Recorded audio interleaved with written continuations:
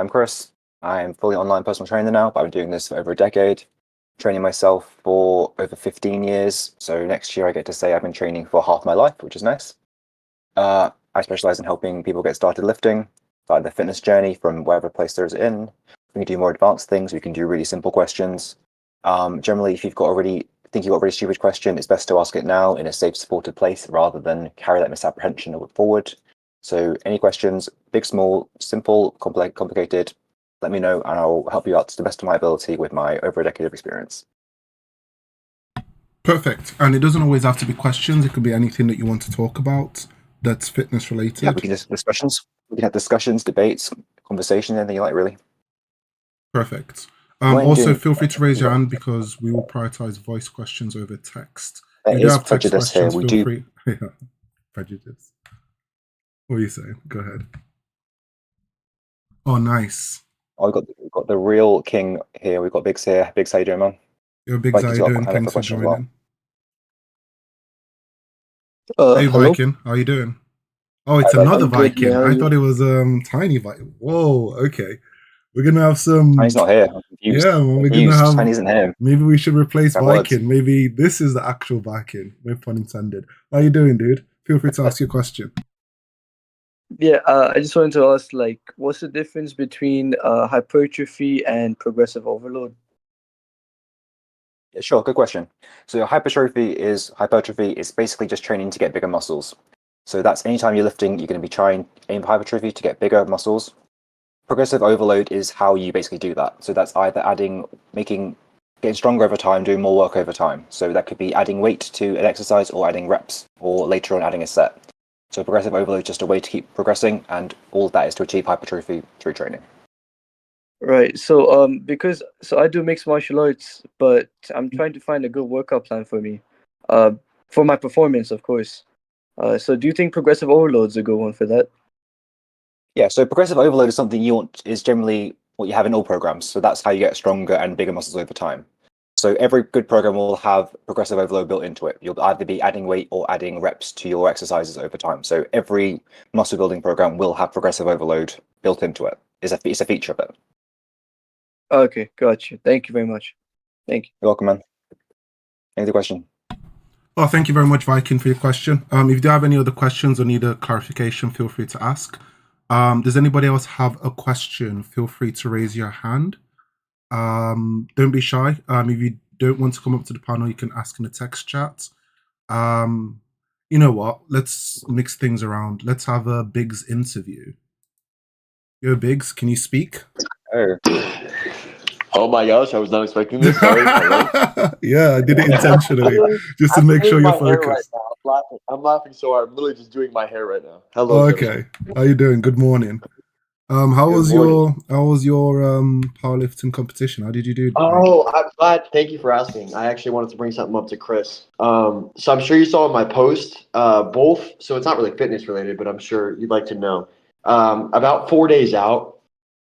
Well, rewind. Last comp, I was having agonizing pain to the point where I couldn't tie my shoes in my lower back and upper hip. Turns out it was my SI joints on both sides. And I was good the entire prep. 4 days out, I started getting that same agonizing pain. So I almost dropped out of Worlds. But my boy was flying down from Cali and my dad was flying down from Jersey. So I was like, okay, I really can't drop out. I'm just going to try my best, right? Luckily, he's studying kinesiology right now and is also shadowing a chiropractor. So he was able to work on me. The meet went good-ish, right? I walked home with forward records, so it's pretty cool. I got first place, Reasonable. but the numbers Wait, only 4? Was that the most you could get? You only got 4, dude. You're slacking. All right, buddy. How many was it possible to get? Was it 4? Dude, you should have had an extra. I mean, he's got me with that. The fact they got 4 out of 4. Fuck, I was expecting him to say like 5 or something. Hey yo, when I tell you, man, was there an MVP medal? Was there an MVP medal? Oh my, no, there was. I got like a medal for it here. Yeah, it's all right. It's all right. Yeah, it's nothing cool. It went good though. I mean, all the support. I went through squat and bench, and then when I was at deadlift, was like, I need the support, so I went through the channel that you made, and it was awesome. Legendary. Yeah, that's what we're here for. And guys, it's not just the Bigs Blaze Fest. You know, anybody who's got anything coming up, I do know, you know, we've got people like Doco in the chat. You know, if you're doing anything, and you want support of the community, I'm always willing to give a spotlight. So that's amazing. Really good job, dude. Well done. Thank you guys so much. I appreciate y'all. I will be tuned in for this podcast, so hopefully you guys have a good one. No worries. See you, dude. Thanks a lot. Thanks, man. Guys, if you have any questions or if you want to bring up anything or you've done something you want to show off or whatever, feel free to raise your hand. Otherwise, we'll go towards text questions. Don't be shy. Oh, actually, drum roll.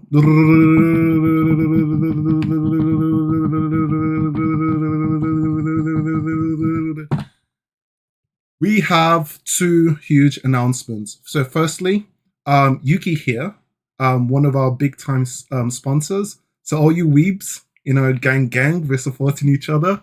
One Piece is doing really good. JJK kind of had a bad ending, no spoilers.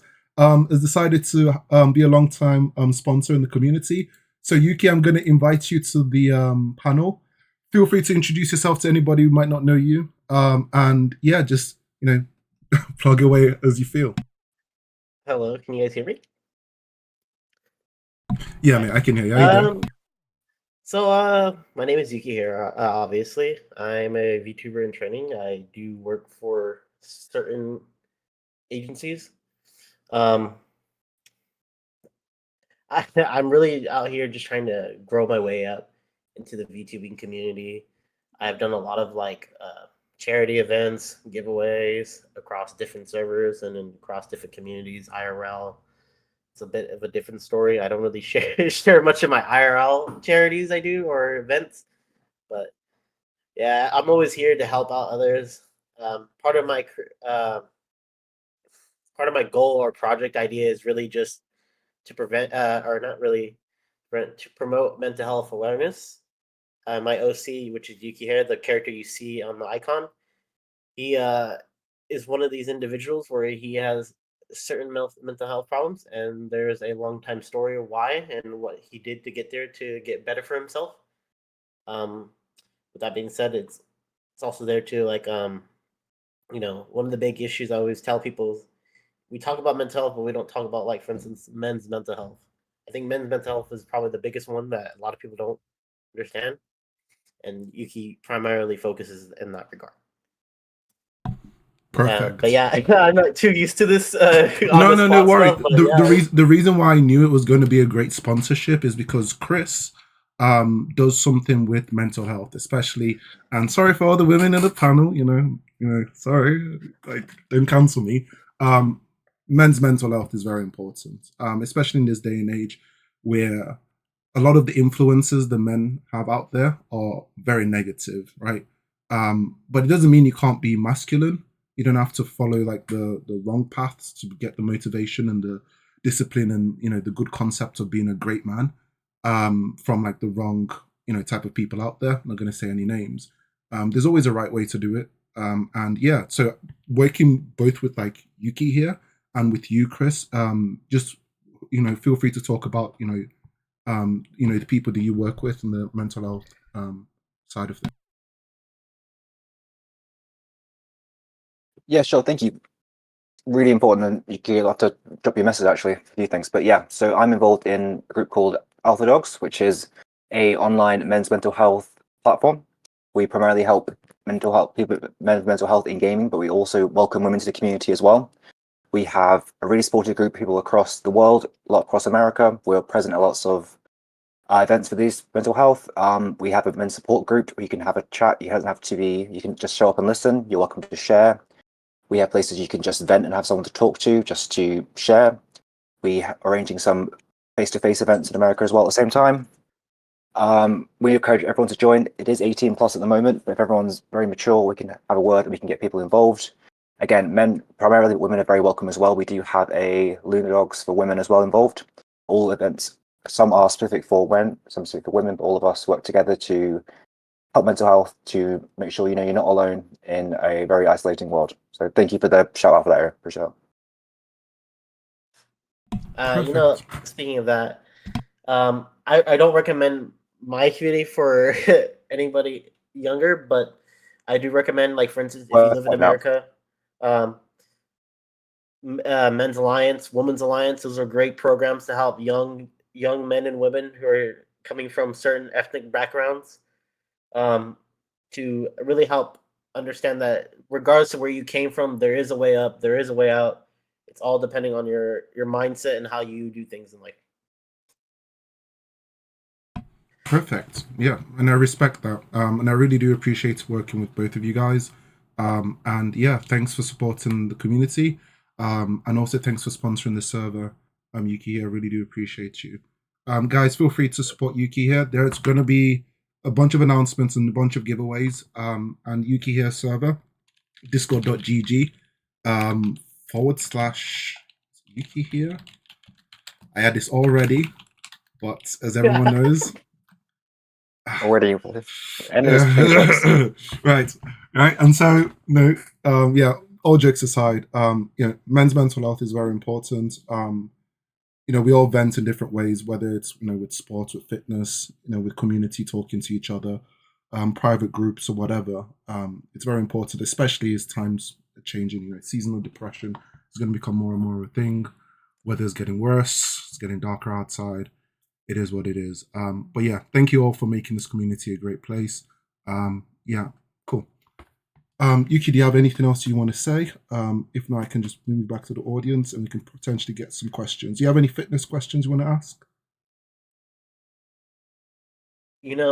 This is a great one for Chris, since he brought it up earlier about him working with mental health. How do you wake up every day with the mindset of, I'm going to accomplish something, or I'm going to be productive? That's a big question. That's a good one.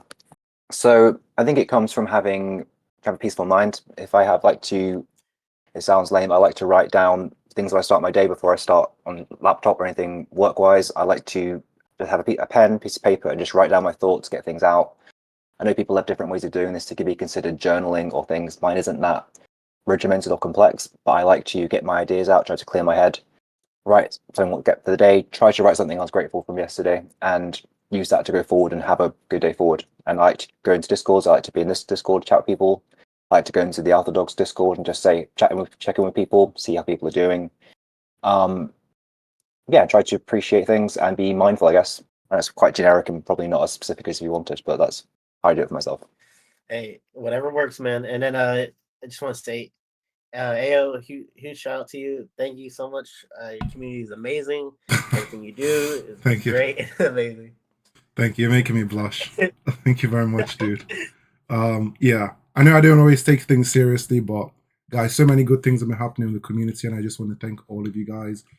So anyone can pretty much promote anything if you want to, which is a good segue because we do have a new PT that's recently joined Very broad us. though.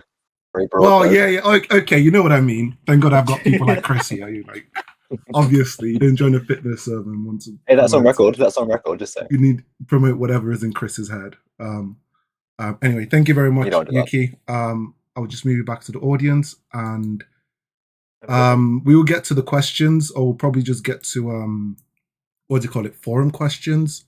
Hello, James. How are you doing? I should probably do another drum. Hey man, I'm very well. Yeah, welcome. Guys, James is a new coach in the community. He's a personal trainer. And James, feel free to introduce yourself to the community. Yeah, man, how's it going, guys? So, I'm James. I've been training for 12 years now. I train for bodybuilding. I don't compete. I might compete one day, but yeah, aesthetics and sort of the physique is my goal with my training. And I help guys gain size primarily. Work with a whole different kind of cohort of people, but primarily, yeah, it's to help guys get stronger, bigger, and kind of get aesthetic. So that's a little bit about me. Perfect. Straight and direct to the point. Yeah, guys, James is a new coach within the community. He's going to be helping around in the forum sections, answering questions. We've got some events planned with him, so look out for them. Really appreciate you joining the server, James. Yeah. Good to be here. Perfect. Cool. Now let's get back to the question side of things. I'll move it to the audience. James, feel free to stay to the very end. Really do appreciate you. Sneaky Maple. I remember this name. Were you in the podcast last week? Yeah, it was. How you doing, dude? Feel free to Hello. ask your question. Welcome back. Yeah, so for the past 2 weeks, I've gotten a little taller. So I might be going through growth spurt, and I know this because my dad told me for the past 2 weeks, more or less, that I've gotten taller, and so I measured my height, and I went from 5'11" to 5'11 and a half. But for the past few months, I've always been around 162 for weight. So should I eat in a calorie surplus while I'm in this growth spurt? I mean, generally, if you're training, you want to have a small calorie surplus anyway. So I guess you're still, if you're going through a growth spurt, I'm guessing you're a teenager. So in which case, yeah, absolutely.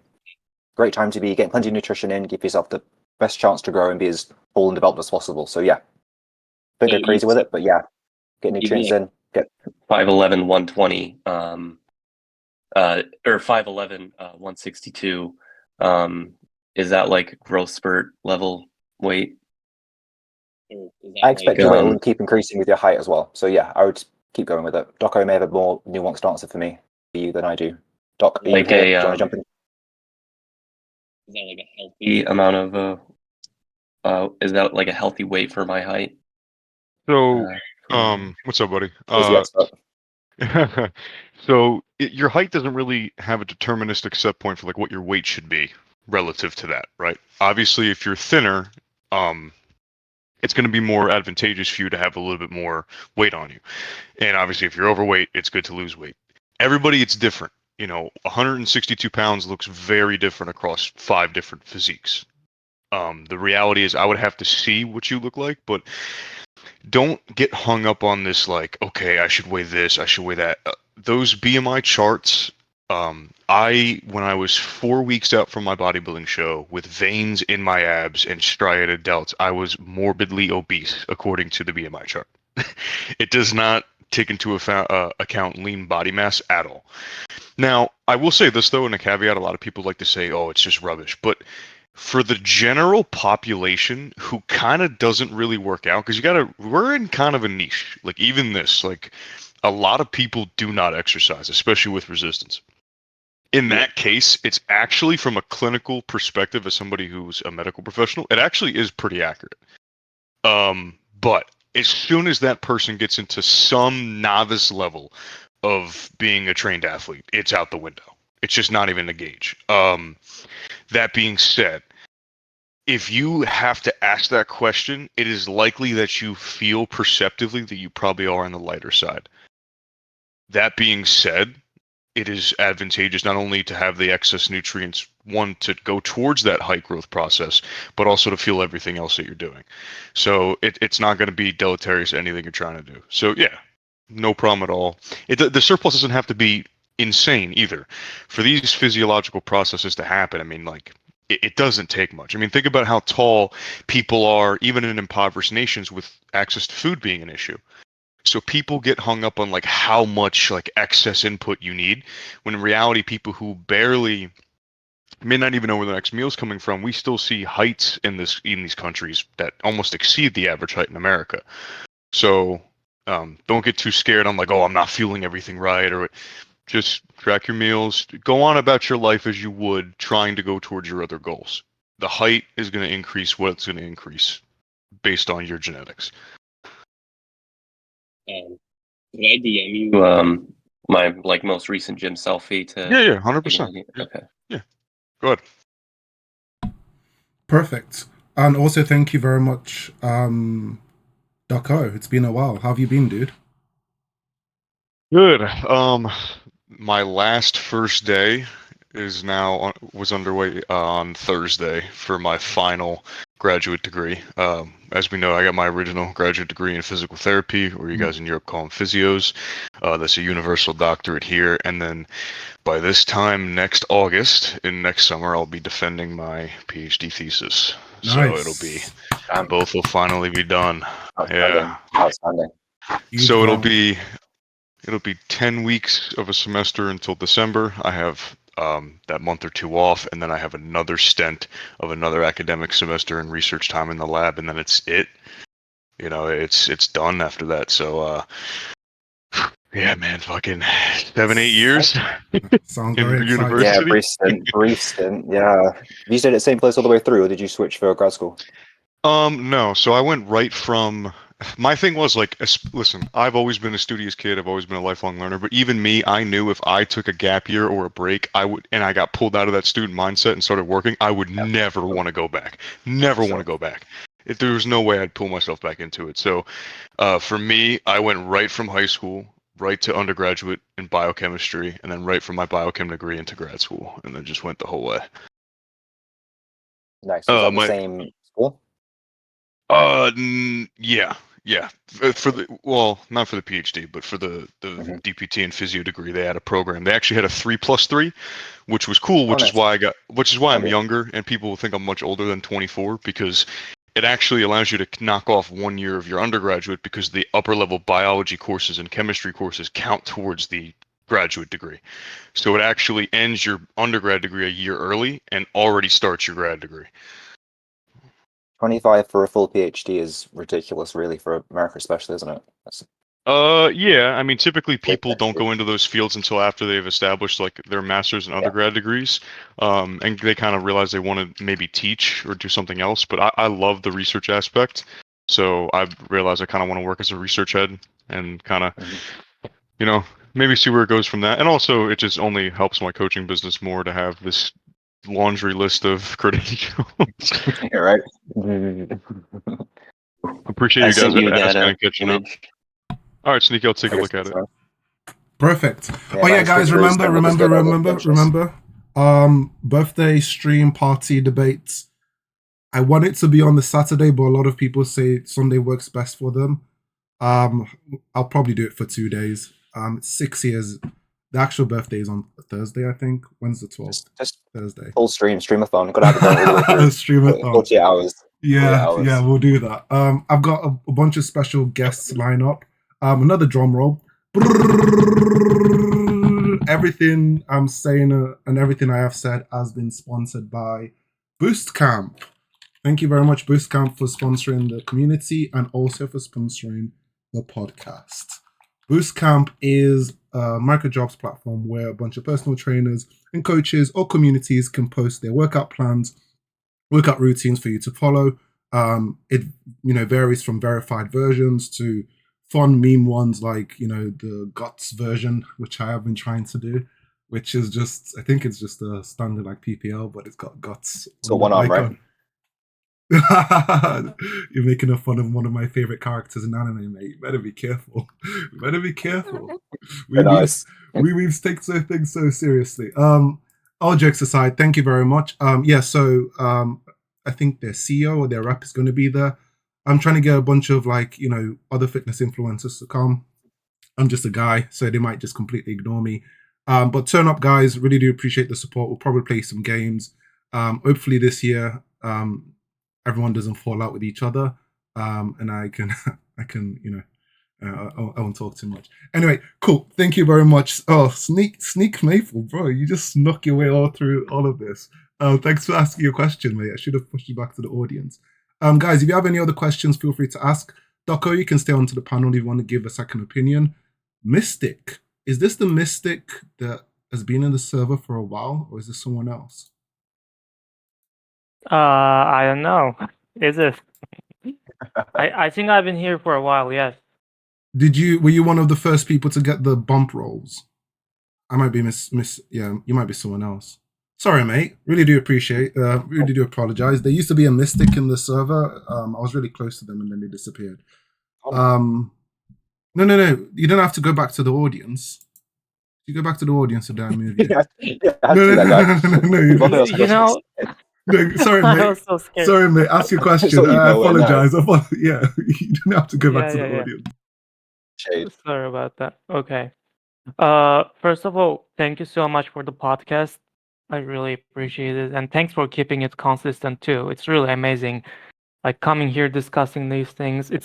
I don't get to do this anywhere, and it helps a lot too. So first of all, thank you so much. And to my question, so I've been working out for 4 months so far, and I've been doing ab workouts almost every day, even if it's little or heavy. So far, I feel that I've already grown abs down there, but it's not showing. So can you give me some recommendations on reducing belly fat faster? Like, should I do more cardio or work more on diet, or what should I do? Yeah, sure, of course. Just quickly say you don't need to be doing ab work every day. You just basically treat abs like any other muscle, train them probably twice a week, train them hard then. Every day isn't going to make more of a difference, but if you want to do it, you can. For reducing body fat, it'll mostly come down to a calorie deficit. The easiest way to do that is by your diet. So if you reduce your calories slightly, that will allow you to lose some body fat. You could also add a little bit of cardio. I wouldn't do anything too intense at the moment, just to get more active, more steps in a day, maybe build up to some zone 2 slowly. But the fastest and easiest and most painless way is just to have a slight calorie deficit.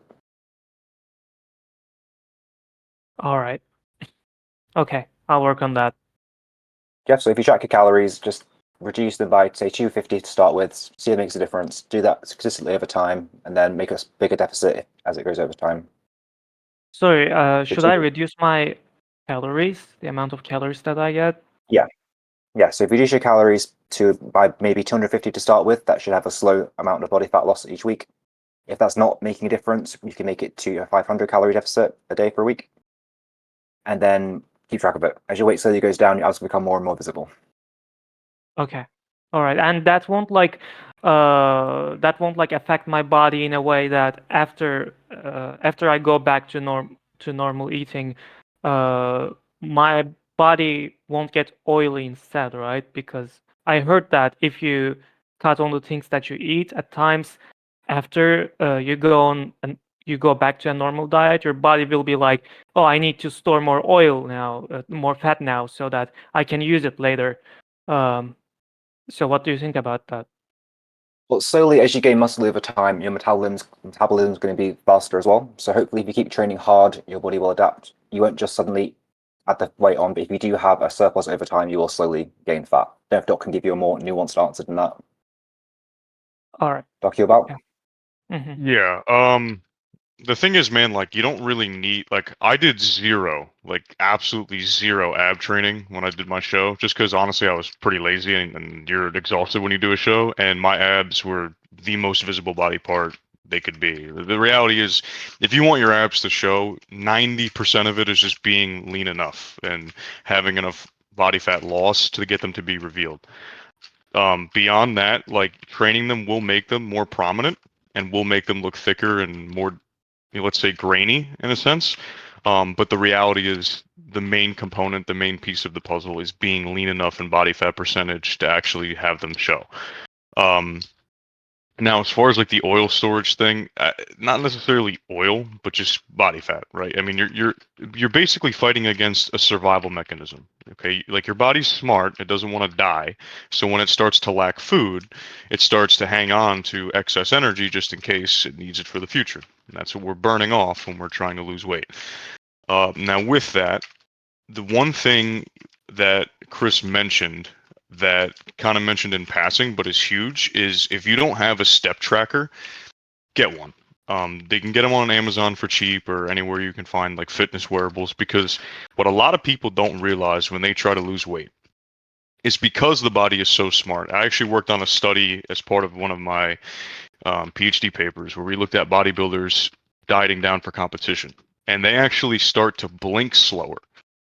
Closer to 6 weeks out. So the autonomic nervous system is so smart that it's going to do anything Jesus. to conserve energy to make sure that you don't lose any more weight, because you don't want to starve to death. It's a simple survival thing, and you're working against that by having to increase the amount you move more and more.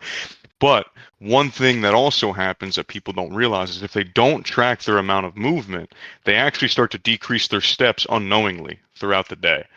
and they start to move less and less. Maybe they get up less between breaks at work. Maybe they don't take their usual, like, you don't even realize it's happening, but you actually start to decrease your activity subconsciously. So where the step tracker comes in is if you have like a set number of steps per day that you make a goal, and then you always hit that step count, you're ensuring that that level of activity can't taper down, reducing the amount of energy that you would normally be expending. So now, because you're taking less steps unknowingly, you're actually moving less, you're expending less energy, and let's say that calorie deficit of 250 has now been nullified eventually because your body unknowingly is fighting against it. So having parameters you can control and ensure won't work against you is huge. So getting a step counter is a big tool for weight loss, and I can't recommend it enough. I think everybody should be tracking steps and having a set point. This could also be the case for even if you're trying to gain muscle and it's the inverse, right? If your steps are all over the place, one day you're maybe in a 200 calorie surplus, the next day a 500, the next day a deficit. Like, you have no way to really control that instead of having a steady in stream of a set amount of excess energy. So either way, it's insanely useful. All right, thanks for the tip. Okay, I don't want to take too much of your time, but don't you think that calorie deficit would cause muscle loss, or would it cause muscle loss? It would, but man, the point that you have to get to before you're really eating away at muscle is so, like, it's such a misnomer. Like, you would have to be a quadriplegic and then like barely move, and that, like, it's hard. Like, once you've built, on average, once you've built the pound of muscle tissue, let's say with a certain amount of training, it takes about a third of that same stimulus to maintain it, which you're going to maintain training in a deficit. The reality is, like, to lose, like, you'll appear less muscular in a sense in your own neurotic mind, like we all are as bodybuilders, because you're going to have less glycogen storage, right? You have less carbohydrates, so there's less carbs being stored in the muscle, so they may not appear as full and as round. It's what we call that flat look. But outside of that, really what ends up happening is, like, besides glycogen storage, like, you just appear flat. But to actually lose cross-sectional area of the muscle tissue that you've built is really hard to do. And we don't really see this until like maybe 6 weeks out of like a prep. And nobody in their mind is going to get there just to diet. Like, it's going to be very hard for somebody to actually, if training is being maintained, right, to have that process start to just dwindle away muscle. Because the reality is, like, all you're doing when you're building muscle is inputting a certain amount of stress. If that stress stays the same, meaning your training stays the same and it stays relatively the same intensity, you're not really at fear to lose muscle until like a severe starvation point is reached. Yeah, it's very hard to lose muscle, generally. Very hard. Got it. Perfect. Mystic, do you have any other questions? Feel free to ask. Like I said, this is an opportunity for you guys to get access to qualified personal trainers. We've got Chris. Chris over a decade years worth of experience. We've got Doco. As you've seen, he's planning to do his PhD coming up next year. So it's in reasonable shape. To that. Yeah, and he's competing in bodybuilding as well. So rather than you guys busting the bank, very knowledgeable. Rather than you guys busting the bank, I want Lobster's question, please. You want Lobster's question? Okay, Mystic, do you have? I want don't have answer another Lobster's question? I'll put you back to the. No, I noted everything down. Yeah, and yeah, they are both awesome, and you're also awesome. So thank you. Oh, you know what? Thanks, man. You know what, Mystic? Obviously, yeah, man. You know what, See you next Mystic? week. Stay on longer. You can stay on. You can plug whatever you want to plug. Just whether it's your game, your social media, whatever. Promoted. Go ahead. Just say something. The new number one plug mystic. something. Whether it's your favorite music, movie, or whatever. Go ahead, mate. And also because I had a friend on the server that was called Mystic, so I kind of think he's you. So you're kind of like leeching off his. You've never been promoted above that mystic. You are now the mystic. You are now the real mystic. Yeah. Anyway, that's amazing. Okay. Perfect. Thank you. Thank you, Matt. Cool. I would have picked Real Sapien because staff didn't get priority, but since Chris requested it. Lobster, how you doing? Feel free to ask your question. Oh yeah, I have to be nice to him because I wasn't nice last week. Was it him or was it someone else? It was Lobster, right? Dude, asking Yayo to be nice is like trying to win. Oh, the yeah, fucking fight. hey, Lobster, how you doing? Ask your question, please. Bro. All right. So yeah, I just have a basic question. So I've been in the podcast the past at least a whole month, and I asked Chris a lot on nutrition and programming, which I'm pretty much set on that. I'm expecting to PR a bit next week. One thing I did want to know in terms of micronutrients. So I did a blood draw or blood test yesterday. I asked my doctor because I just want to make sure I have some okay levels. But the issue is I have to mention, I guess, specific things to look for. I just told her to check for iron and whatnot because I have a history of being low on it.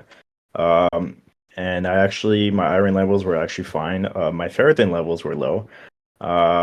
And yeah, I wanted to ask you, Chris, and maybe Doco, I'm not as competitive as you two are, of course, but I guess I'm aspiring to be at that level. And I wanted to know what nutrients should I check for if I want to compete on a higher level, since I'm bulking for the next 4 or 5 months, just to make sure I'm good in those aspects. So I would appreciate it. Think of the question, Lobster. I can give you basic things, but Doc is the expert in this field, so I will defer to him in this one. That's okay, Doc. I don't want to make you do all the heavy lifting today, but if you're here, I'll let you do most of it. Yeah, no, that's fine.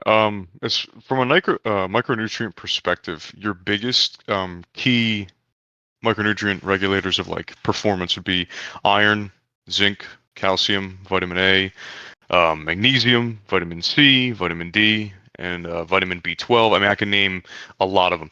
Most of these foods are going to come within common diet styles.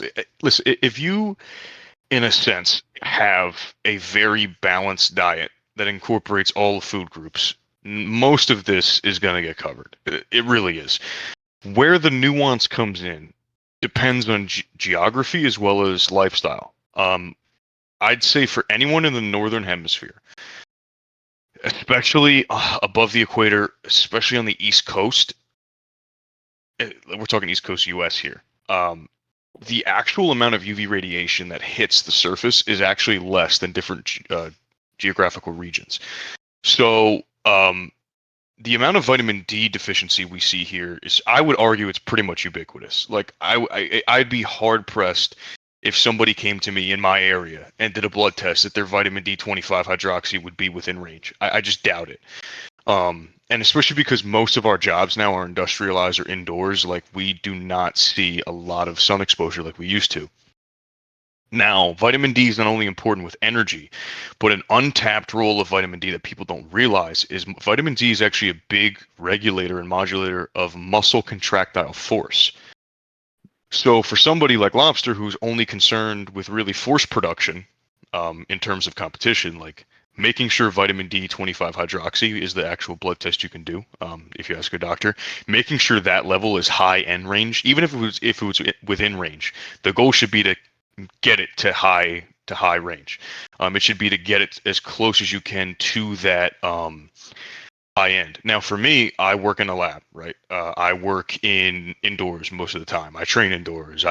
Most of my time, I'm also white as hell. Like, I'm an overhead light. Like, you can see the profile pic. I am not somebody who does well in the sun. So for me, vitamin D supplementation is a absolute necessity. So, but it took me a lot to actually get to the level that I needed to get to that high end of the range. So, for example, I take 15,000 international units a day. Now, people are like, "Oh my God," right? But the vitamin D toxicity levels that what you actually need to like get to like toxic, it is like astronomically high. You're never going to get there. Everyone takes like 1,000 or 2,000 or 5,000 IUs and they think they're doing good, but honestly, that's not enough for most people. It just isn't. Because the way that lifestyles are in America now, and especially how indoors we are, like, it's very rarely that 2,000 IUs moves the needle very much. Realistically, I mean, I did follow-up blood tests until I had that dosage dialed in. I mean, I had subsequent labs ran every 12 weeks until I had my dosage correct. And it took 15,000 IUs. So I think people need to make a big point to look at that lab marker for sure, especially if they are more indoors in their lifestyle. And then if your ferritin was low, and that's a part of iron content, you can also look for oats and grains that are fortified with iron. So some it'll say it on the label of the box. So if you get oats or steel cut oats, or let's say any type of grain product, and you can look to see if it's fortified with iron or not. If it is, it may be an option to help bring that level up. But that's about it there. I mean, outside of that, man, like magnesium supplementation, sure. Zinc supplementation, sure. Big things that people like. Usually they're comboed. And that's another big one. But outside of like those three, eating a balanced diet will cover the rest. Unless your diet is like atrocious, you will get the rest. You will, I promise. But those big three are usually ones that having a little bit more than normal rather than having a normal amount will do a lot for you in terms of what you're trying to do. Wait, sorry, you mentioned, what is it called? Vitamin B hydroxy? Is that what it's called? The what I meant by the actual blood test you do to check for vitamin D levels in serum is called a vitamin D25 hydroxy blood test. There's other vitamin D blood tests, but they are not accurate. You want to get a vitamin D25 hydroxy done. It's where they take an actual unit of blood and they do a proper, it's not like, because other blood tests are semi-quantitative. They work off of antibody binding and other things, and they do like a calculation, which is kind of like hit or miss. Like you need like a actual measurement. So a vitamin D25 hydroxy is the blood test to get. That's the one you want. Okay, so no, because I'm asking, because since I have to basically tell them what to check for, or else we're just gonna check for the regular stuff, right? And since I'm trying to compete on a higher level, I would like to know, just to make sure, right? Just to make sure I'm Yeah, fine. I mean, depending on your state, like my athletes are kind of hard pressed in Jersey, and this is so stupid and it's so weird to me. But New Jersey and New York are the only states within the United States that you are not allowed to order independent blood tests. You have to get it signed off by a physician.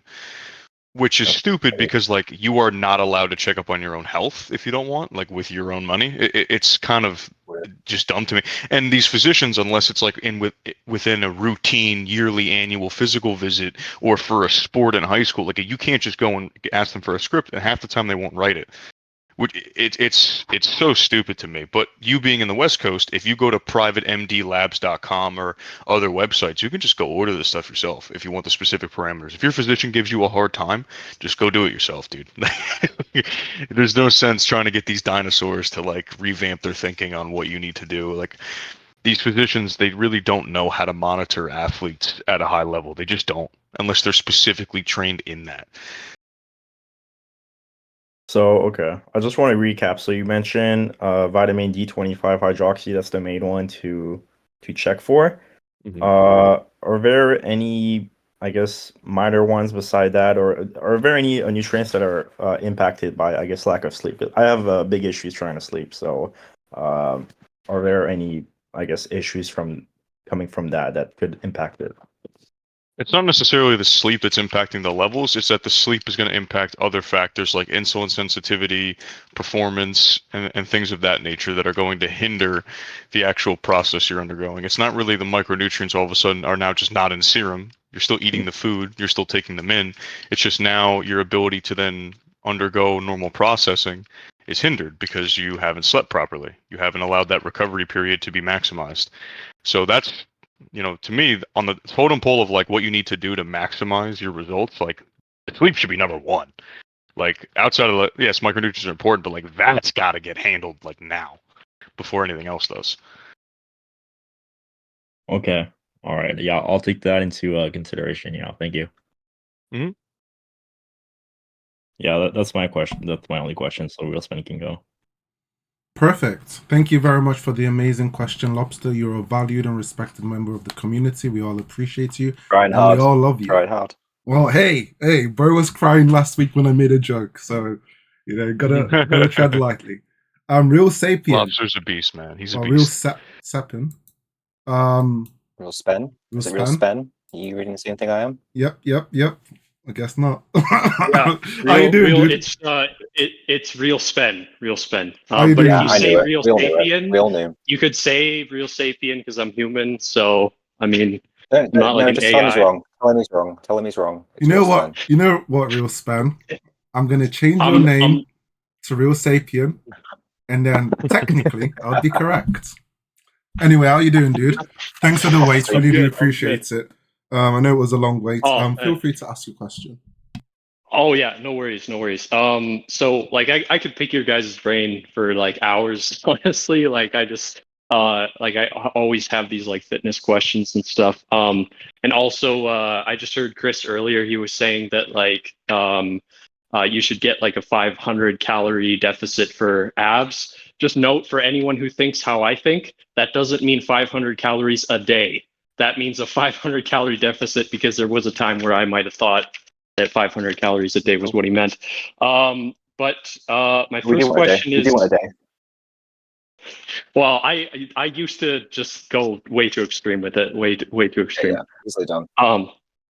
Yeah, but my first question is, so I was just watching like a Greg Doucette video recently, and he was Oh saying boy, how here we go. How good he is. It's gonna get comfortable. God.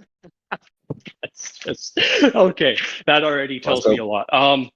So, but I think this is accurate because I did look up the data on it, and it's supported by. I'm from Canada, so it's the Heart and Stroke Foundation and also the Center for Disease Control. It was 150 minutes a week of moderate intensity aerobic activity. And Greg Doucette said in the video that that doesn't affect muscle growth when it's at the healthy range that's recommended by physicians, which in this case is 150. So I'm just wondering, is that like corroborated? Like, is that something that most experts agree on?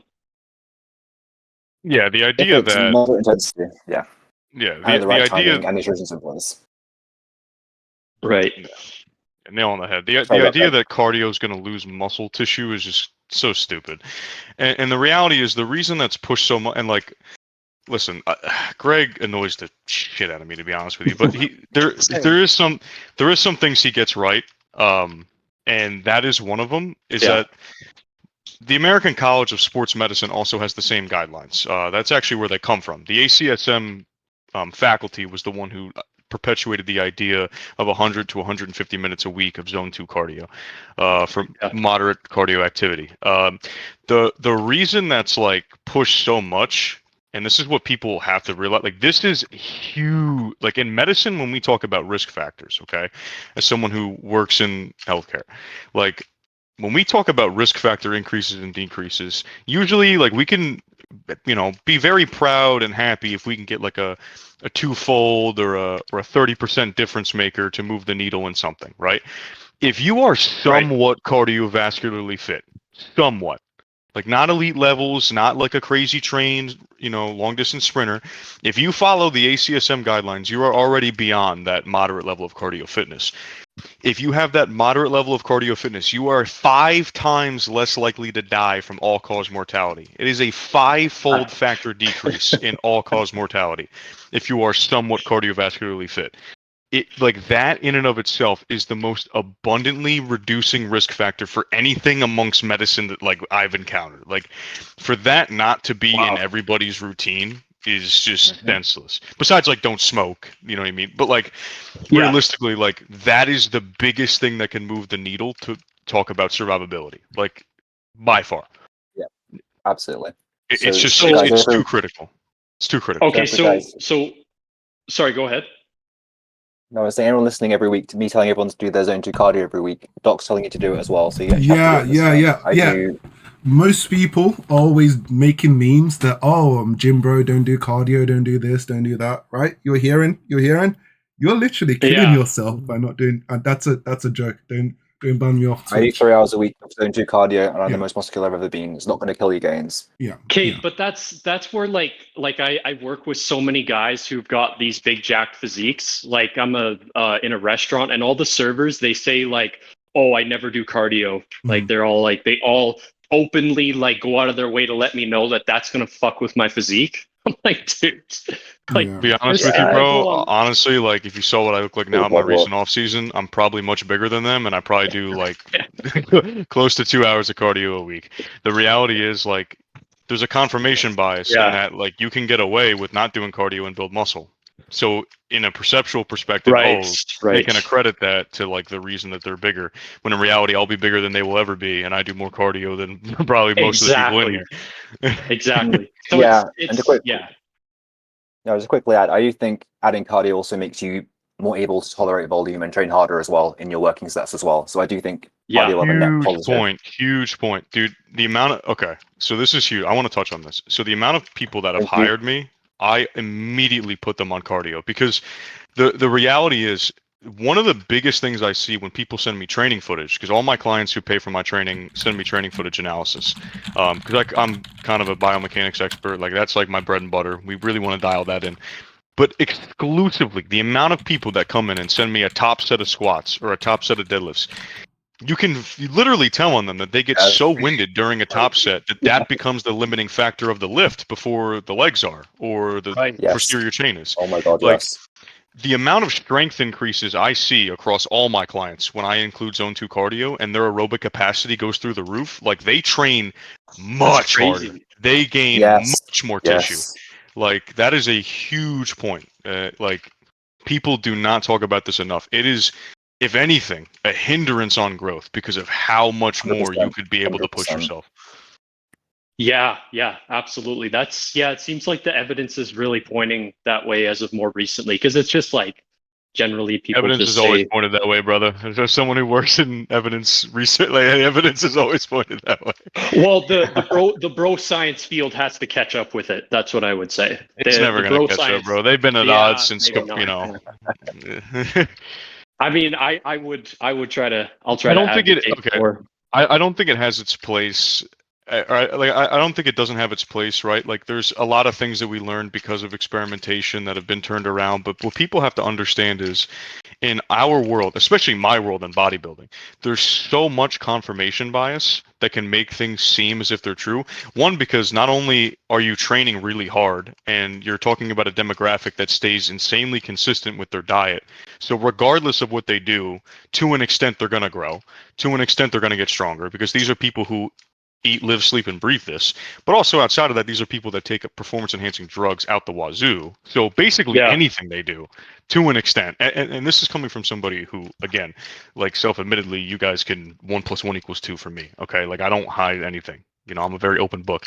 For me, like I could sit here with what I do and do something that nobody else does and drink beetroot extract and be like, oh, well, this is the secret to why I'm so big. Because I'm going to start drinking it. And guess what? What I do, I'm going to get bigger. Anyway. So from my own confirmation bias, I can say X caused Y, when in reality it didn't. But it's very easy for people to think that things do because of Correlation, the proclivity. not causation. Yeah. Well, I mean, dude, funny enough you say that, man. Like, there's a Harvard paper that everybody can look at. That's a great read. It's called Spurious Correlations, where they actually take the funniest things. Because, like, when we talk about studies, when we talk about like correlation studies, I basically consider them the lowest tiers of evidence because there's a Harvard professor who took like random ass things and found 99% correlations. So like 95 or above, these correlation studies conclude that they must be related. So if you look at spurious correlations, like margarine consumption margarine consumption in Kentucky is directly related to divorce rates in like some other state. Like it's like 99%. I think it was like amount of Nicolas Cage movies watched was like 99% correlated with like stabbings in like another state. Like that's you can a scientific any. fact. Don't disprove that as a scientific fact. Everyone it's who watches 99% correlated though. You know what I mean? Like fact. it's so people have to realize correlation studies and correlations when they draw from that as like an idea of why it's like valid is it's just a bad practice to get into the habit of. Yeah, it's insane. Yeah, from what I've seen. So yeah, I guess that's kind of my first question. And so with that in mind, can you do too much cardio? Yeah, you can do too much cardio. For sure. Yeah, okay. It's got to have a place, and it's got to be it's got to depend on your overall goals are obviously. That can that term what too much cardio is. Can you do too much cardio to inhibit your hypertrophy goals? Yeah, you can. Can you do enough Right. to support it? Yeah. It depends Right, on right. the dose. It's always in the dose. The poison's always in the dose. Yeah, yeah. Exactly. Right. So other question is, can you recover from 30, like is 36 hours enough to recover? I know they say 48. I've found personally with some exercises, I get a sense that 36 might be enough. Unless it's squats. I don't know what your guys' thoughts are on that. Is this for hypertrophy? Yeah, hypertrophy. Yeah. It depends. As a really unsatisfying answer, it depends. If you go full out 3, 4, 5 sets to full failure, you may need the full 48 hours, but it depends on Right. your nutrition and how your program's built as well. I'm sure Doc's got insight on this as well. Depends on the athlete, depends on the muscle group, depends on a lot of factors. So, like for example, I train clients that are enhanced, and their recovery capacity is obviously much greater than those who are Yeah. not. So, their volume, their amount of sets taken to failure, everything is different for those athletes. But also Yeah. too, like certain muscle groups like calves, arguably arms, other ones, they recover faster than big muscle groups like the posterior chain Yeah. muscles, especially the big back muscles, and like so depending on the amount of volume you take in, depending on your recovery capacity, which is some genetics, also lifestyle, right? Do you sleep adequately every night? Do you ensure that all of your habits are very, very keen towards that process of recovery? If they're Yeah. not, then that's going to hinder it. So all of those things get taken into account. The key here, which is probably a better way to assess it, is like, okay, when do I know I'm ready then for me? All right, let's shift it to that perspective. If let's say you train push on a Monday, and by that 36-hour mark, you still feel some visible subjective soreness in those muscle groups come Thursday, well, then you're not ready. Probably not. Or you probably have to taper off the volume from the previous sessions if you want to be ready by that Thursday on the calendar. So again, Yeah, right. all the split and frequency determines is just how much volume that muscle group gets. The same as if you did it once a week. So Right. the volume across 2 sessions would look less than the volume across 1 session. So all these things are Right. checks and balances.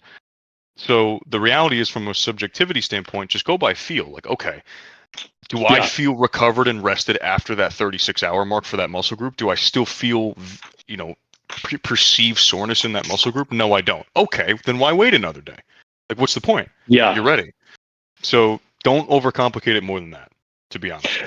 Yeah, because I guess I've always especially over the last 4 years, have been questioning like what is a sign of not enough recovery, because I had a shoulder dislocation, went to a PT, and he said you're gonna have pain for the first little bit when you're strength training while you're recovering from shoulder dislocation, but it's vital that you do the strength training in order to repair the damage.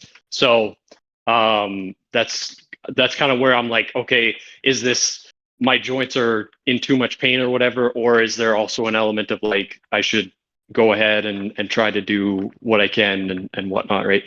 You should be able to delineate joint pain from like muscular fatigue type soreness, right? Those are 2 entirely different senses. Yeah, exactly.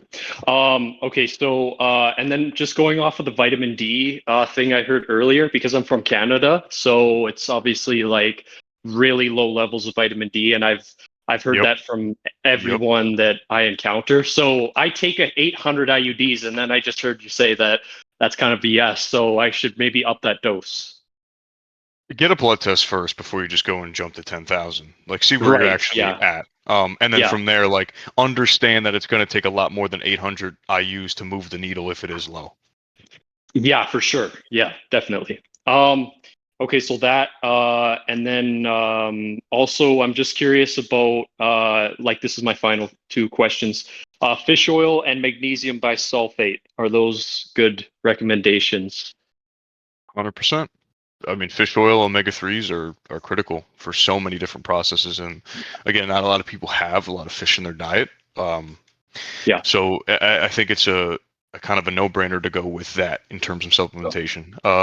Magnesium, of course, like, I don't personally use it. I don't push it, but I'm not against it.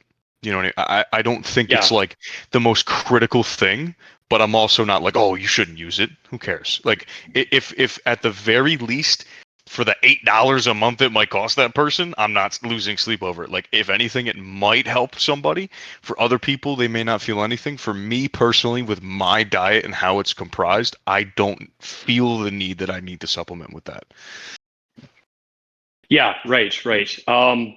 Yeah, that makes sense. But just going back, just before I dip, I promise this is the last one. So you were saying earlier how you want, like, there's a difference between obviously joint pain and muscle pain, like muscle soreness, I guess, right? I find that, like, I found especially after my shoulder injury, like my PT recommended that I do stretching and then I do strength training.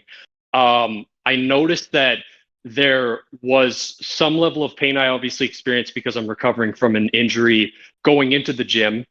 But oftentimes I found like my brain would kind of perceive it as the pain is actually caused by the gym. So then that would be an excuse to not go.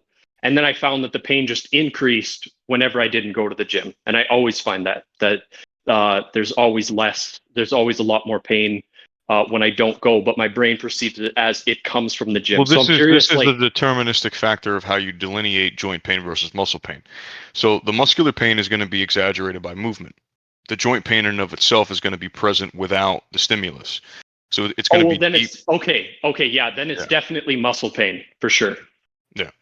So that's how you're going to delineate it. Like, joint pain can be exacerbated by movement, yes, but is the joint pain present like throughout the day when it's not being trained? Well, then it's definitely joint related. And the reason you feel worse pain, again, and this is, so I'm a physio, so this is why I can kind of tune in here with this perspective, but like, you have to look at, okay, bones support themselves in two ways. They support themselves statically and they support themselves dynamically. Now, the actual designs of bones make it so that they have support. So if you actually look at your pelvis and your SI joint, like somebody mentioned their SI joint earlier, the SI joint looks like a gear. It almost looks like a cogwheel that fits into another gear. Like, they have a locking mechanism to where these teeth on the actual sacrum sort of lock into the pelvis. That's a static support system. The bones are designed anatomically to create a bony block so that you can't just fall over backwards, right? So that's a static stabilizer. Now, there's over like 40 muscles that attach to the pelvis. So like, there's your dynamic stability. So the reality is, if you have joint pain and stiffness, the stronger those surrounding stabilizing muscles are, the less stress it puts on the joint itself and the actual design of the joint to stabilize itself. Right. And that's why with patients with arthritis, the only thing we really do for them is we strengthen the shit out of everything around the shoulder, everything around the knee, everything around the hip, because the stronger those dynamic muscles are, the less stress we actually put on the joint itself to maintain the actual support system and integrity of the joint. So they're going to perceive a shit ton less pain because they have so much better dynamic stability and there's so much less pressure put on the actual anatomy. Right. Yeah, that totally makes sense. Yeah. And so that also applies with rotator cuff related. Yeah. The rotator cuff doesn't rotate. Like yes, it's involved in, like, obviously the muscles do external rotation but the rotator cuff itself is not supposed to rotate the arm. It's supposed to keep the humeral head completely stable and secure in the same position when you're doing everything overhead, to the side, to the front. Right. Like, that's its job. Those forces of external rotation and internal rotation should cancel each other out so that you have a completely normal humeral position throughout all movements. That's why certain people, when they have rotator cuff imbalances, get a shit ton of shoulder pain, because there's actually one of the things too with impingement is, if you actually look at your humerus, the arm bone, there's actually a little bump on the outer edge of it. And this is simply from the muscles actually pulling the bone, right? Because to move your arm, your muscles are pulling your bone upwards, or pulling it out front, or pulling it to the side. So when muscles pull on bones, where a lot of them commonly insert, they actually gain little, like, mountains on the bone itself, because the bone starts to adapt as it's getting yanked continuously over years. So we call these tubercles or tuberosities in anatomy. You see them everywhere. You got them on your femur. You got them everywhere. So what happens is that actual little mountain peak or tuberosity has to clear your acromion. another bone in your shoulder to actually elevate your arm overhead. And if it can't pop, and what does that is the arm actually externally rotates with the rotator cuff as you bring your arm overhead. So if you guys are at home, what you can do to actually see this in action is take your arms to your sides with your palms facing front. Now turn your hands completely over so that your pinky's almost facing straight ahead, and try to lift your arm over your head, just doing like a lateral raise. You can't do it. You're going to get stuck because that now bony prominence is jabbing into that shoulder. That's what happens with people who are impinging. That piece is hitting. And where does it hit? It hits right in that space where those nerves run. And that's where you get that burning sharp pain and that arm yanks down. Wow. So that's what's happening. That's just I really can't appreciate you enough for explaining that. So that's like, what's that's happening. Huge. So the rotator cuff muscles need to be strengthened because strengthening those external rotators are going to allow that acromion to then clear a lot easier because now the line of pull is much stronger. It's going to keep it more stable, and you're not going to get that impingement in that subacromial space where all those nerves run. And that's where you get that burning sharp, like, oh, and then you yank that arm back down. Yeah. That's what's happening. Yeah. So just do your exercises that your PT told you. Just do them, please, for the love of God, do them. Yeah. Okay. Wow. Okay. I'm so like amazed that you guys offer this service where you just let people ask questions like this. Like, it's just like you don't realize it, I think, sometimes, because obviously you guys are in the grind and you're doing it. But I do believe there is lives being changed by what you guys are doing. So I really appreciate it. Thanks, man. I appreciate it. Yeah. Appreciate Thank you very much, dude. Even though I didn't say a single word. Right. And to you, Lobster, you shut the. You know what? I'm going to keep it PG-13, right?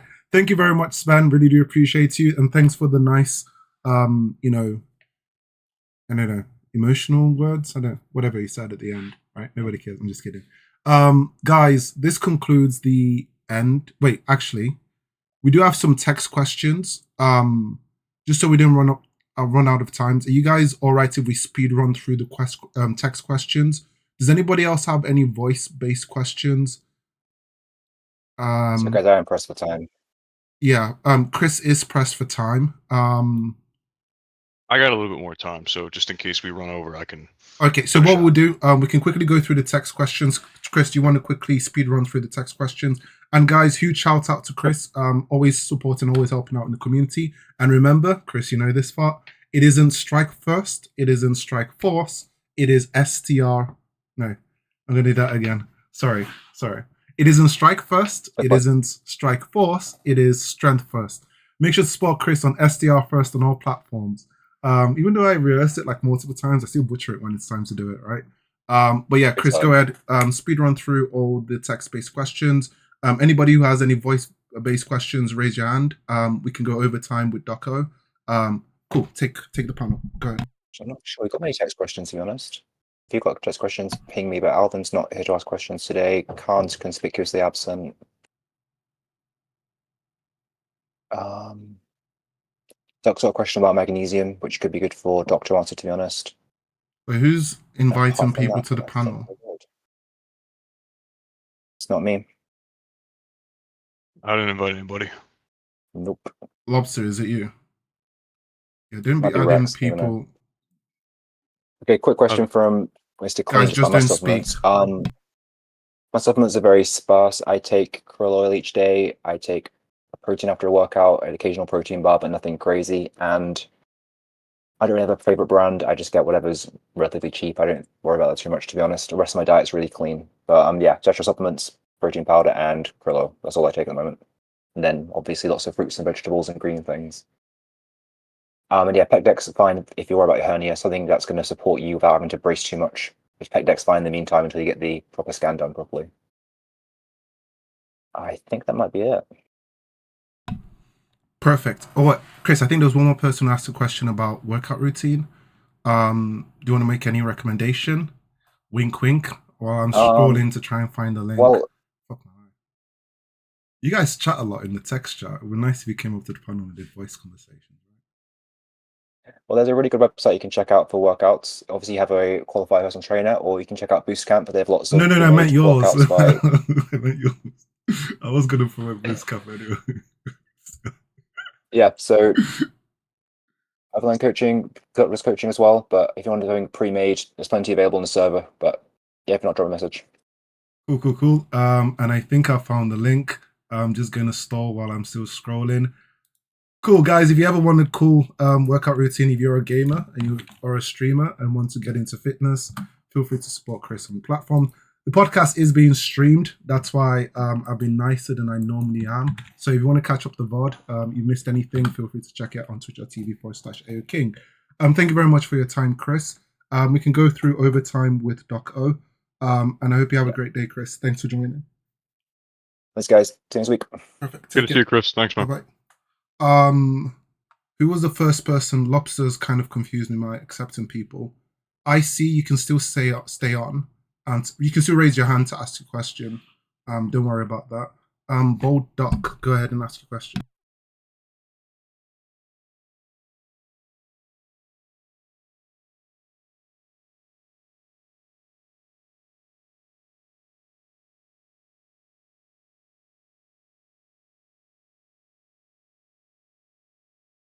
No, we cannot hear you.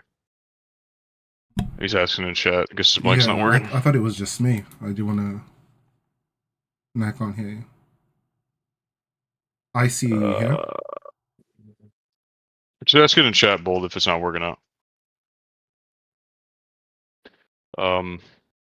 Probably would have How to you been, go through AO? settings. While we're waiting? Yeah, You doing man. good, buddy? Yeah, I've been good. Taking it one day at a time. How about you? Man, I'm living the dream, dude. I'm starting to get my weekends. I'm starting to get my weekends freed up a bit here. So if you want to do more of these, I'm happy to get back into the routine of getting on them. No problem. Nice. We can do there's the birthday thing. I probably might end up doing it like 2 days. So we can do maybe like a debate and like voice comms and stuff like that. So we'll see. Bodoc, can you talk? No? We've lost him. Is your mic still not working? I Sometimes see. type it out. We'll invite you. Bodoc, yeah, you can just type it out and just read it. How you doing, dude? Feel free to ask your question.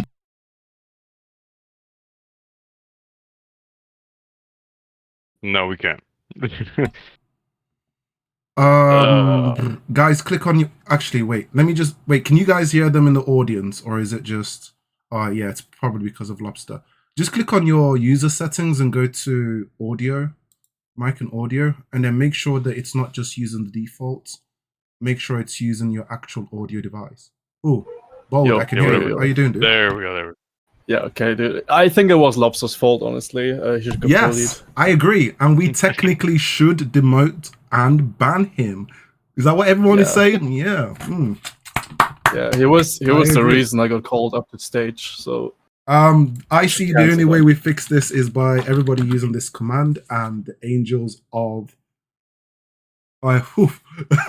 Lau made that bot way too well. I was like, wait, did I just ban someone? But yeah, okay. Okay, sorry, mate. Go ahead, ask your question. Yeah. So a little backstory, right? It's gonna be about vitamin D3, obviously. I work in a night shift mostly, and my 25 OHD nanomole per liter was like below 30, like mid 20s. Yes, that's like below the range. Yeah. And I started to take a relative high D3 dosage. It's like, I think 11,200 units. Okay. And I've backread that you need to take some magnesium as well for like the enzymes to activate it. Mm-hmm. And I was wondering like how much magnesium you actually need, because like you do sports, like you're physically active, you're sweating a lot, and you take the high dosage. Like, what's your take on that? How much elemental magnesium do I need?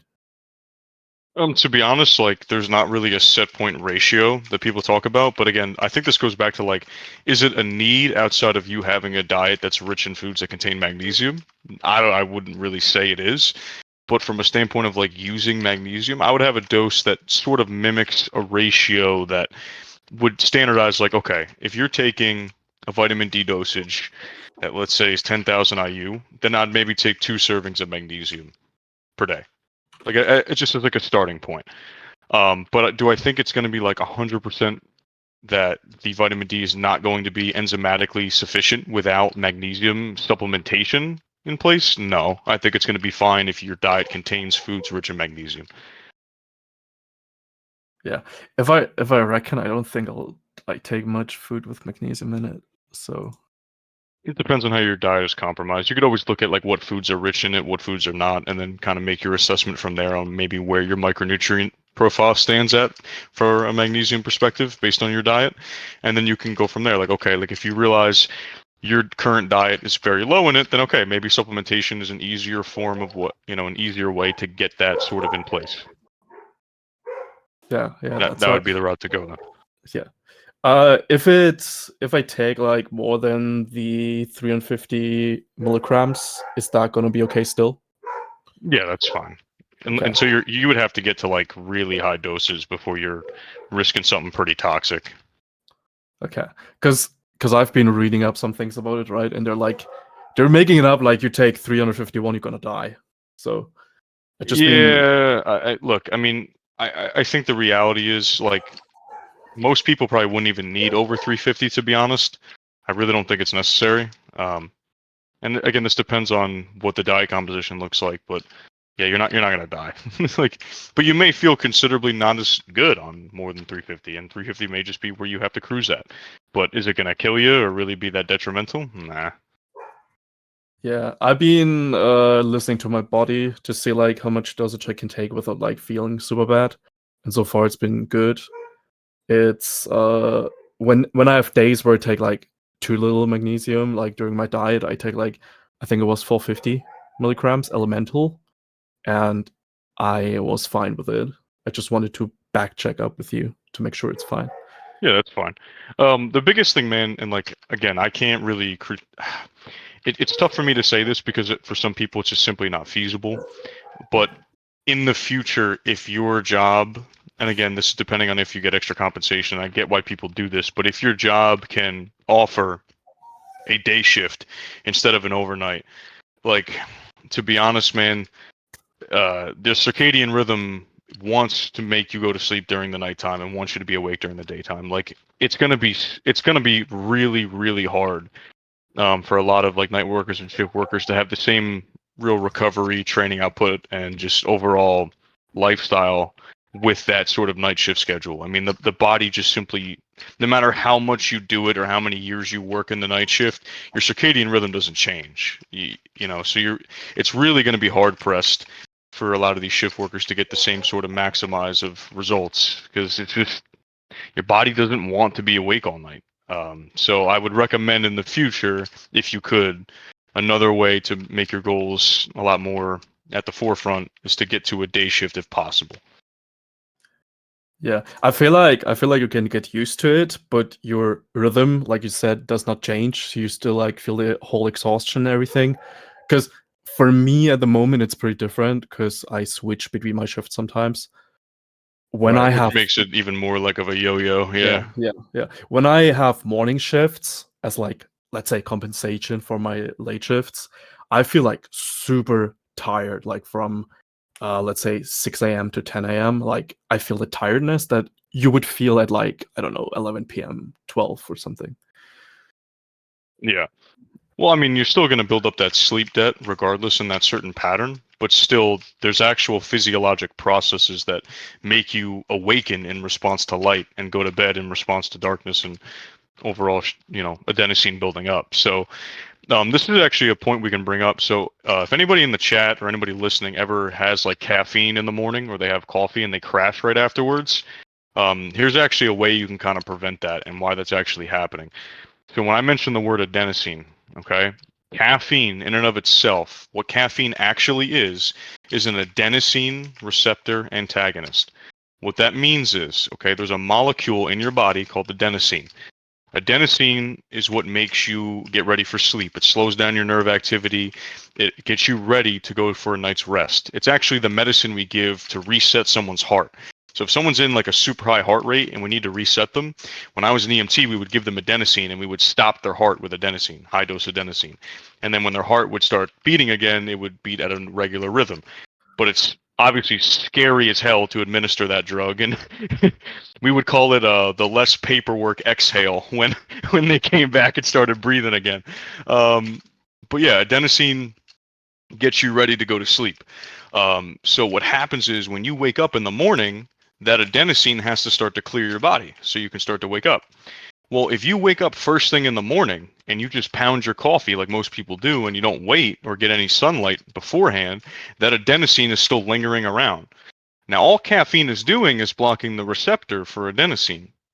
So as soon as those receptors become freed up, when caffeine wears off, bam, adenosine crashes in and you crash hard and feel that post-caffeine tiredness to a high degree. As to where if you just got up in the morning, got some sunlight for like an hour, or just got up and just was awake for an hour, got like 10, 15 minutes of sunlight, began clearing that adenosine, and you probably won't have that crash after you have your caffeine. That's a huge sort of trick of the system that you can manipulate. Is the same thing with pre before the gym time of 4:30? Yeah, I mean, pre is caffeine, right? It's the same thing that's happening. That adenosine hasn't cleared your body yet. You're chugging the caffeine, blocking the receptor. But your body's smart. So like the reason caffeine works so good is because when you're blocking adenosine receptors, your body's like, okay, I should be blocking my sleep receptors for a reason, so it spikes adrenaline in response. So that's basically what it's doing. But after that, caffeine wears off, those receptors become free, and it's just going to crash right in there and sink you back down and make you super tired. What I would do is, if you're training first thing in the morning, depending on when the sun rises, get out, get some sunlight, like right away. And then wait about 45 minutes or so, then get your pre-workout in, and you probably won't have that crash. You got to give the body time to let that adenosine clear, and what actually starts that process is sunlight. You have photoreceptors in your skin that say, okay, it's the sun, it's the sun's rising, it's time to get up. It's an evolutionary thing. In response to that, we're like, okay, it's daytime, time to be awake.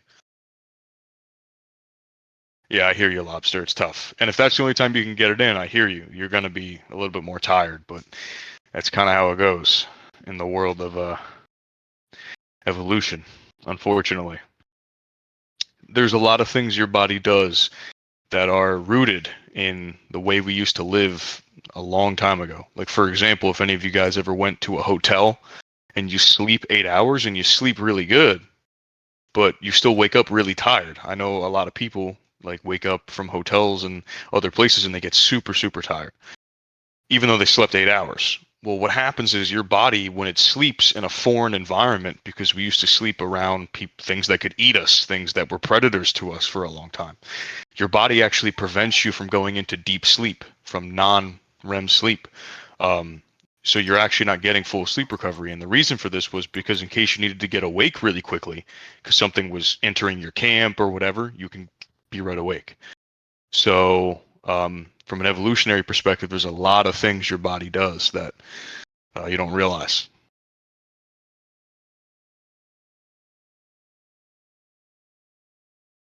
All right. Right. This was actually one of the reasons why I don't take caffeine in the mornings in my morning shifts, because I used to do that, and I felt like the crash, it was crazy. Yeah, you just gotta give time for that adenosine to clear. Yeah, but I take a little bit more time. It actually helped a little bit more. Like I was like so like addicted to like the energy drinks that I was like, okay, half an hour that should cut it. But for me, it's like 60 minutes, 90 minutes, maybe 2 hours, and then I feel like not having an adenosine crash. But I feel like I want to get rid of caffeine after all, because like you shouldn't take it like in the evenings because of the half time. You shouldn't take it after you wake. Like it should be like a subtle booster, like in the midday maybe, but not like as an entirety. I also heard like some things about it blocking some kind of iron supplementation or whatever, but it's like way too much like to think about. But I just hate caffeine at this point. I love it. It's always going to be a staple. And coffee actually has some anti-aging properties, but it depends on obviously the dosage and what you're doing.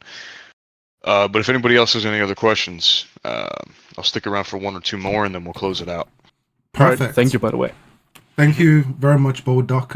I do know I made a few jokes. It's all in jest. Don't get upset, right? But dude, it's funny. Yeah, it's because I did a Who. Dude. I always did the Who asked jokes to everyone in the server. Yeah. And it's most great. people always get caught, so they don't know how to respond. It's like, do I insult him back? Do I get banned?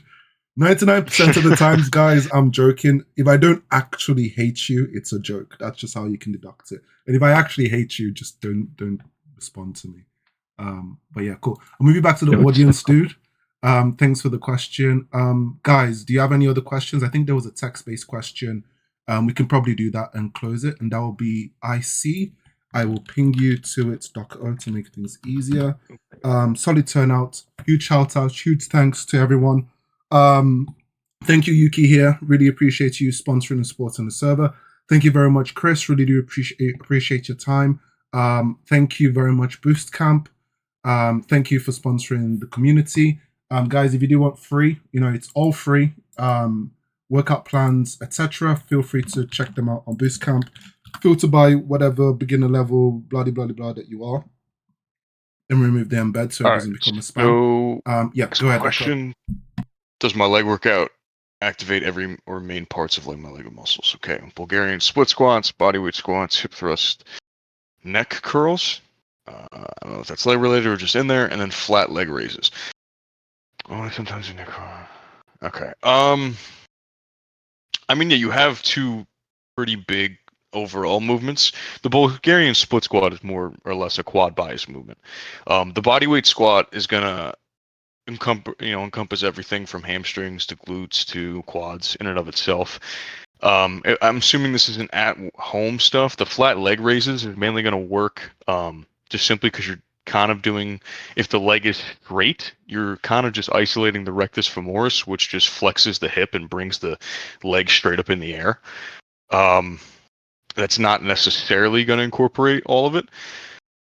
I would say you probably need one or two more things here for hamstrings. I would find a way to do some type of modified Nordic hamstring curl at home using something to support yourself and like slow your eccentric control on the way down. So like dig your feet under something like a sofa or a couch and then have something like, a broom handle or something to slowly lower yourself to the ground and pull yourself back up. That's a great at-home exercise for the hamstrings that work extremely well. Nordic hamstring curls are a hell of an exercise and they hurt. We do them a lot for patients that come into my facility for posterior chain and lower body rehab. So that's another one I like. But overall, it's a solid workout for sure. I don't see too many issues here besides maybe adding one or two things for hamstrings. Maybe some type of hinge movement as well, like a stiff leg or something.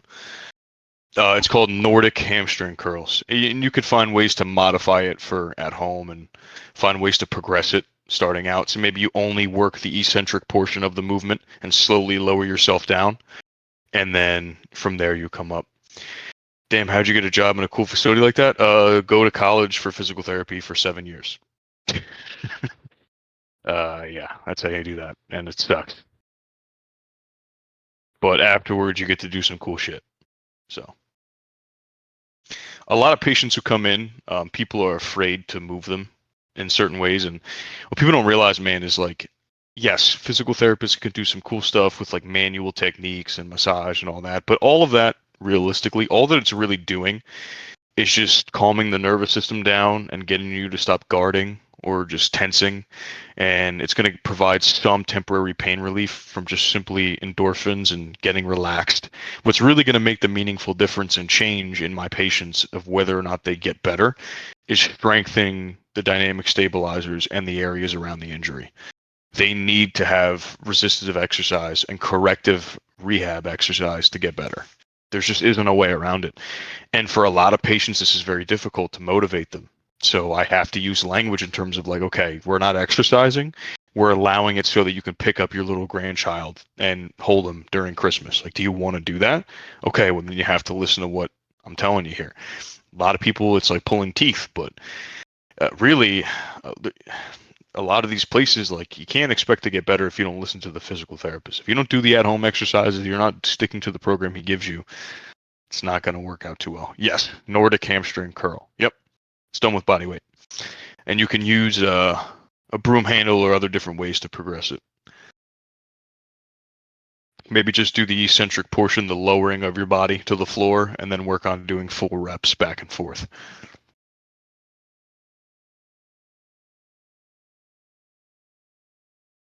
All right, I'll stick around for another little bit, make sure there's no other questions, and then we'll close it out. Perfect. Guys, feel free to raise your hand or ask any questions if you do have any. This is a great opportunity. As you can see, Doco is very knowledgeable. Good chance for you to clarify anything that you might know but are unsure of. And there's no such thing as a silly question. Obviously, keep it on topic. Anyone? Anybody? Somebody say something. See people typing. So funny. It's like I see bold doc. I'll also read both of your names.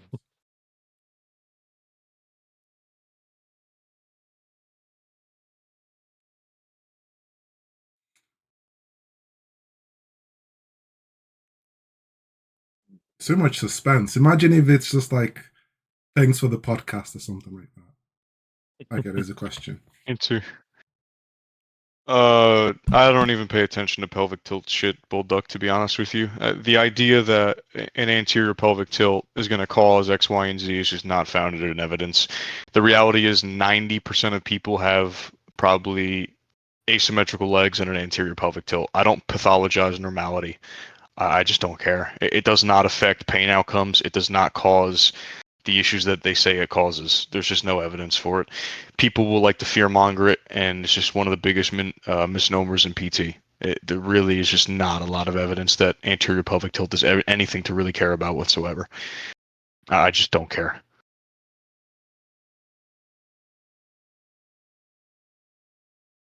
Yes, that's basically the same thing I see, just using a barbell over a dumbbell.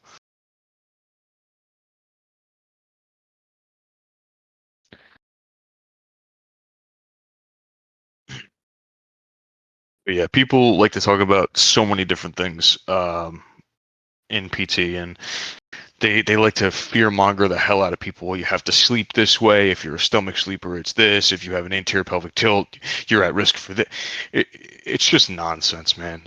98% of humans have spinal misalignments, and these things are normal. Flat feet are normal. Like, this stuff happens.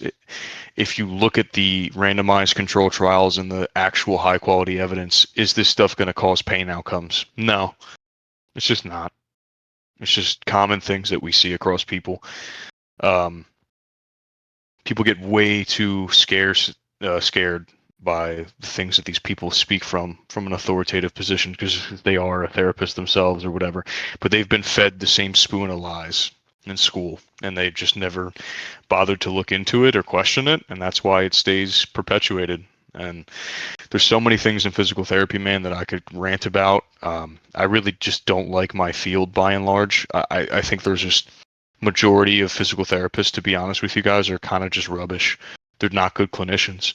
If you look at metrics that look at evidence-based care, about 55 to 60% of physical therapists follow evidence-based care. So it's almost a coin flip whether or not you get somebody that really knows what they're doing. And to be honest with you, there's 2 points to that. Like, some of it has to do with the restrictions put on us. So, like, especially in America, physios do not get compensated very well anymore because insurance companies are cheap. So our solution, instead of lobbying for charging what we should charge and how much our care is worth, and arguing that we have value, we instead, to fix this problem, just started quadruple booking patients for the hour. So now, instead of seeing 1 patient per hour, I have to see 4 to get the same level of compensation I did 10, 15 years ago. And now this becomes, I only get 15 minutes of FaceTime with that patient. And what can I seriously do meaningfully for 15 minutes with a patient? So, like, you can't do shit. So it gets passed on to a 15-year-old tech who's going to take you through your exercises while I do some stupid, not evidence-based, manual stuff on you. And that's what they do all day. All day. And you get patients who come into PT and they're like, "Oh, I know my routine, don't worry." And they go through the little, stupid little routine. They never progress it. They never change any of the weights. The exercises always stay the same. They're not going to get better. That's not, no, it's terrible. But that's a majority of PT across America. And unfortunately, it is what it is. And until insurance companies have some serious changes, or the field in and of itself of physios or physical therapists in America start doing something about it, most people are just going to get some cookie cutter BS care. And it sucks, but it is what it is. If I was in Europe with some of the advanced certifications I have beyond my PT degree, I would be compensated more per hour than other therapists would. But in America, those extra certifications don't mean anything. You get paid the same amount. So there's no incentive for any of these people that have continuing education or advanced training. Because what's the point? You're paying $3,000 for this advanced training course. You're not going to get compensated anymore by insurance. You're not going to get compensated anymore by patients. So why even do it?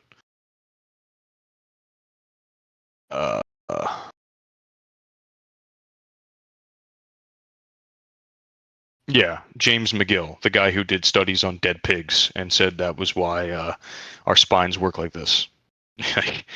James McGill is probably one of the dumbest people with a voice. His research is terrible.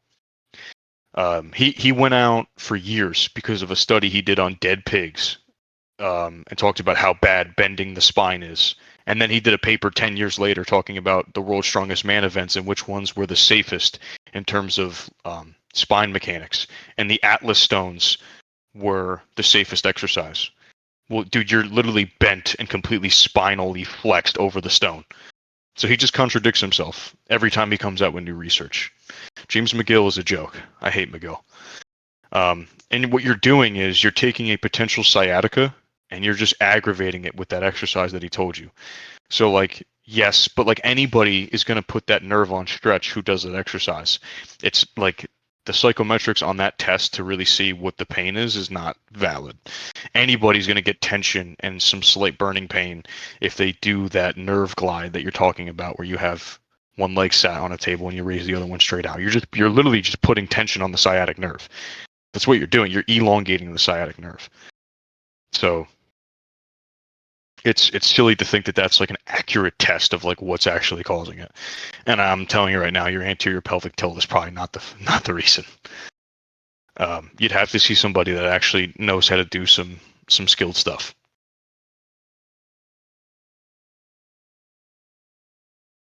And yeah, well, in Germany it's different. Unfortunately in America, we kind of just get screwed with getting extra compensation, despite all the training we may have.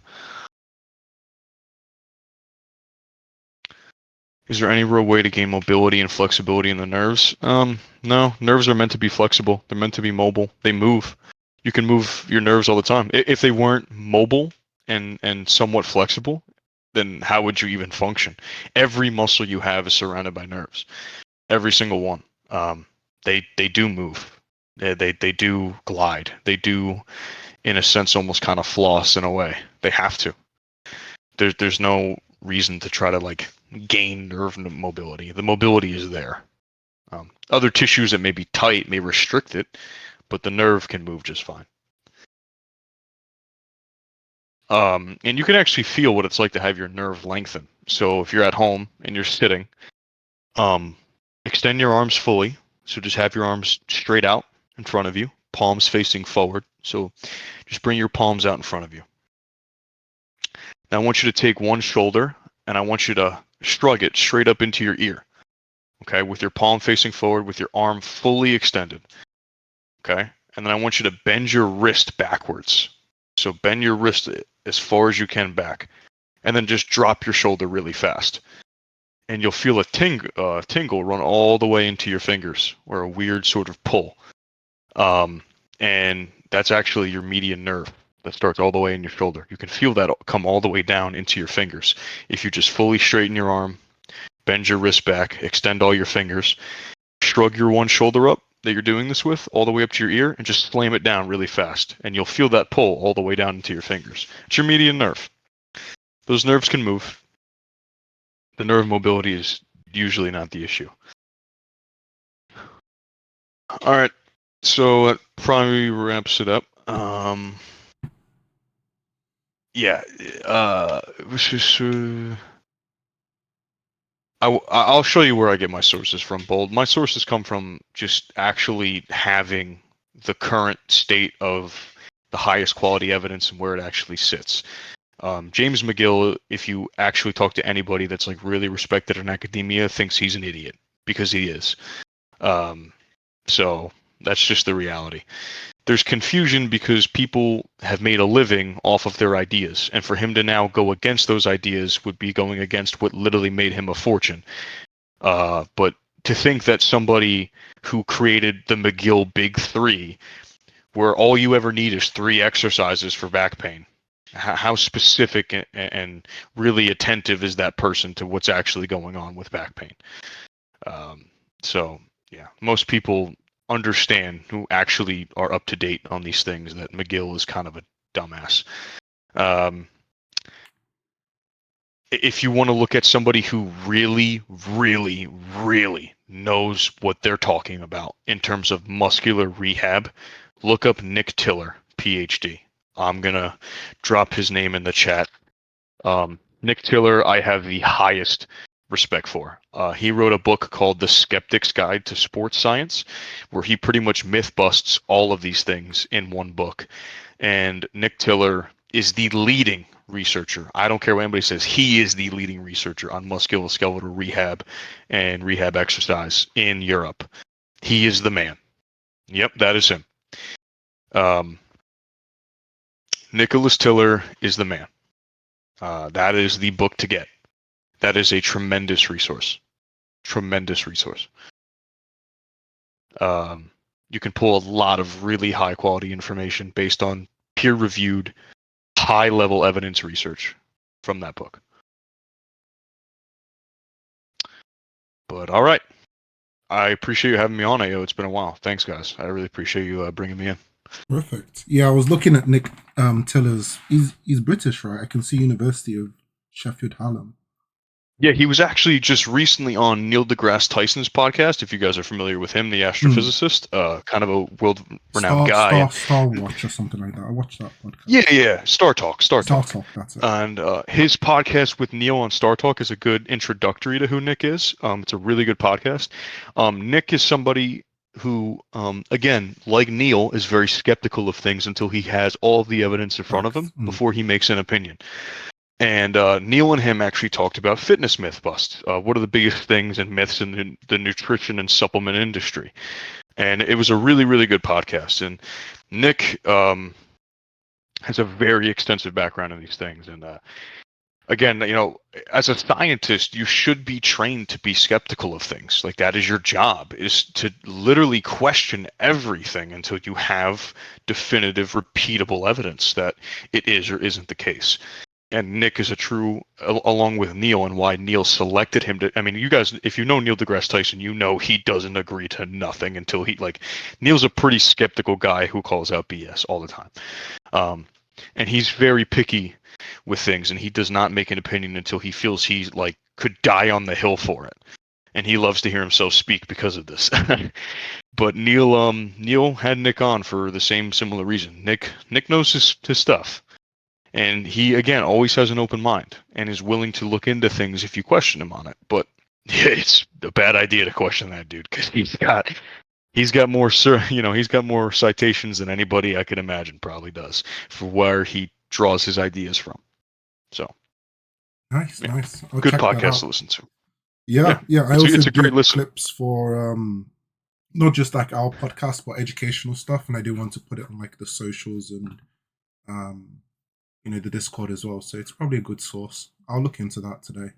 That's amazing. Yeah, it's a great podcast, and Nick, I have never had a personal conversation with Nick. I'm not sponsored by Nick or know him in any way. I genuinely just think he's a damn good source of information, and as somebody who you guys regard as kind of knows their stuff, like I am a leper to that dude. You know, he knows his stuff. You know, I hold him in a very high respect. So Perfect. definitely check him out. That's absolutely amazing. Guys, please make sure to also support Doc O, although he's promoting other people and not himself. Support Doc O, Doc O on all platforms.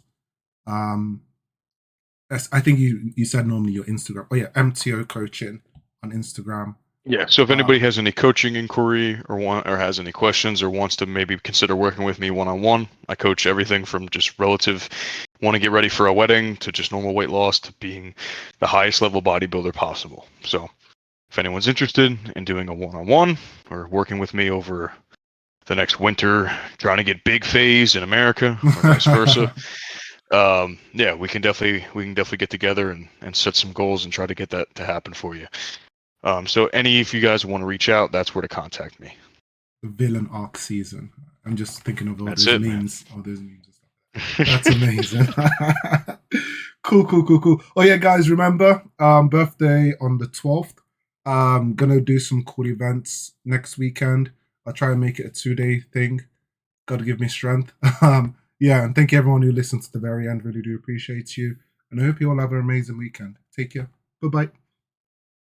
All right, bye guys. Thank you again. Appreciate it.